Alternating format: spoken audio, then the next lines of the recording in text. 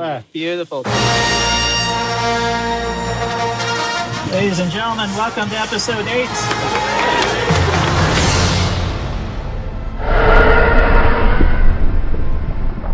Hey guys, and welcome back to Battlefront updates and some Star Wars movie news. Today I've got some details both regarding episode 8 and Rogue One, so let's get straight into it. Just a quick note that this video might contain a few minor spoilers for episode 8 and Rogue One. I'm sure most of you had seen the episode 8 production announcement that I showed at the start of this video, but after that was released a lot of people started speculating whether or not this was episode 7 footage or where it's actually from. But Pablo Hidalgo, creative executive at the Lucasfilm Story Group, basically went out and confirmed that this is in fact episode 8 footage.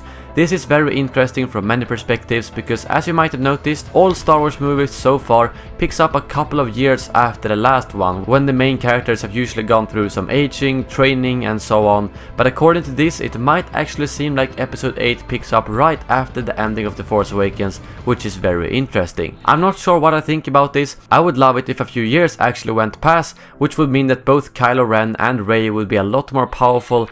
But on the other hand, I really want to know what happened when the scene cut off between Rey and Luke as well. And the intros of the movies are also often an action-filled scene, which this doesn't really seem to be. It could potentially be that this is like a flashback or something like that. But it's hard to speculate any further right now, we'll simply have to wait and see. Moving on, you might have heard that for both Rogue One and episode 7, people have tried to get a glimpse of the sets by using drones mounted with cameras. And apparently for episode 8 they have a team with drones dedicated to just taking down other drones that try to film the set. And lastly, for episode 8 news, there has been rumors that Ewan McGregor, the actor for Obi-wan in the prequels, is in talks regarding making an appearance as a Force ghost in The Force Awakens. This is a fairly wild rumor, so take it with a grain of salt, but for those of you who didn't know, he actually had an appearance in The Force Awakens. During Rey's flashback, you could hear Obi-Wan say, "Rey, these are your first steps."